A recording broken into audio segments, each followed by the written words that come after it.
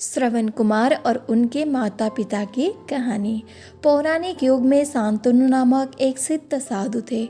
इनकी पत्नी भी एक सिद्ध धर्मपरायणा नारी थी।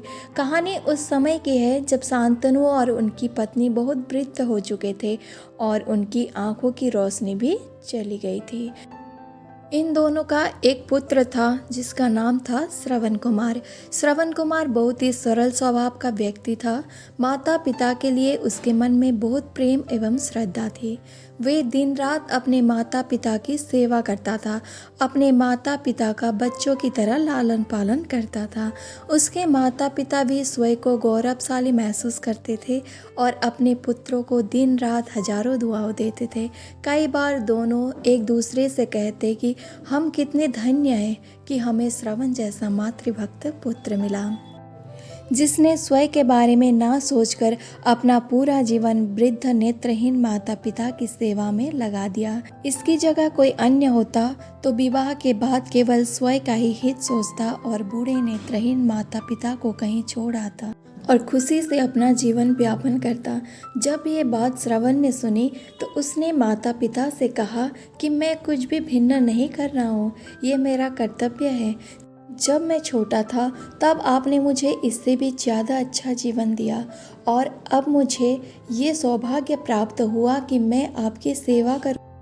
आप दोनों जो भी इच्छा रखते हैं मुझसे कहें, मैं उसे अवश्य पूरा करूंगा।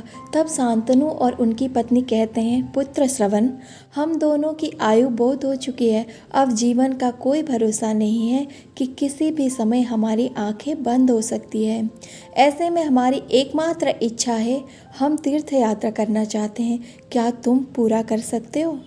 श्रवण कुमार अपने माता पिता के चरणों को पकड़कर अत्यंत प्रसन्नता के साथ कहता है, हाँ पिताश्री, ये तो मेरे लिए परम सौभाग्य की बात होगी कि मैं आप दोनों की इच्छा पूरी करूं। श्रवण अपने माता पिता को तीर्थ करवाने हेतु एक कावड़ तैयार करता है, जिसमें एक तरफ शांतनु एवं दूसरी तरफ उनकी पत्नी बैठती है और कावड़ यात्रा शुरू करता है। उसके हृदय में माता पिता के प्रति इतना स्नेह है कि उसे उस कावड़ का लेस मात्र भी भार नहीं लगता। अपने पुत्र के इस कार्य से माता पिता का मन प्रसन्नता से भर उठता है और वे पूरे रास्ते अपने पुत्र श्रवण को दुआओं देते चलते हैं। तीर्थ करते समय जब वे तीनों अयोध्या नगरी पहुंचते हैं तब माता पिता श्रवण से कहते हैं कि उन्हें प्यास लगी है।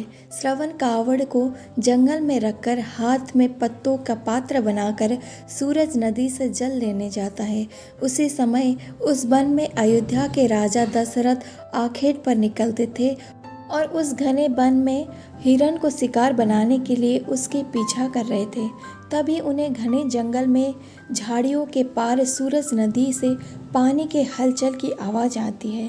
उस हलचल को हिरण के पानी पीने की आवाज़ समझकर महाराज दशरथ शिकार के उद्देश्य से तीर चला देते हैं और उस तीर से श्रवण कुमार के हृदय को आघात पहुंचता है, जिससे उसके मुंह से पीड़ा भरी आवाज़ निकलती है, जिसे सुन दशरथ स्तब्ध रह जाते हैं और उन्हें अनहोनी का एहसास होता है और वे भागकर सूरज नदी के तट पर पहुंचते हैं, जहां वे अपने तीर को श्रवण के हृदय में लगा देख भयभीत हो जाते हैं और उन्हें अपने भूल का एहसास होता है। दशरथ श्रवण कुमार के समीप जाकर उससे क्षमा मांगते हैं। तब अंतिम सांस लेता श्रवण कुमार महाराज दशरथ को अपने वृद्ध नेत्रहीन माता पिता के बारे में बताता है और कहता है, वे प्यासे हैं, उन्हें जाकर पानी पिला दो और उसके बाद उन्हें मेरे बारे में कहना। और इतना कहकर श्रवण कुमार मृत्यु को प्राप्त हो जाता है। भारी हृदय के साथ महाराज दशरथ श्रवण के माता पिता के पास पहुंचते हैं और उन्हें पानी पिलाते हैं। माता पिता आश्चर्य से पूछते हैं, उनका पुत्र कहाँ है? वे भले ही नेत्रहीन हो पर वे दोनों अपने पुत्र को आहट से ही समझ लेते थे। माता पिता के प्रश्नों को सुन महाराज दशरथ उनके चरणों में गिर जाते हैं और बीती घटनाओं को विस्तार से कहते हैं।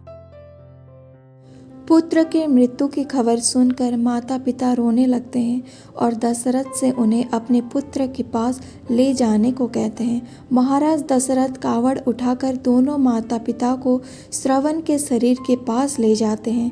माता पिता बहुत जोर जोर से विलाप करने लगते हैं।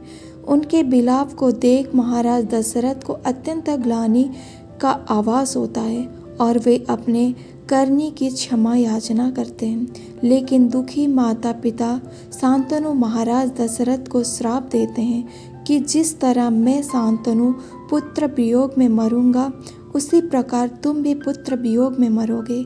इतना कहकर दोनों माता पिता अपने शरीर को त्याग मृत्यु को प्राप्त हो जाते हैं।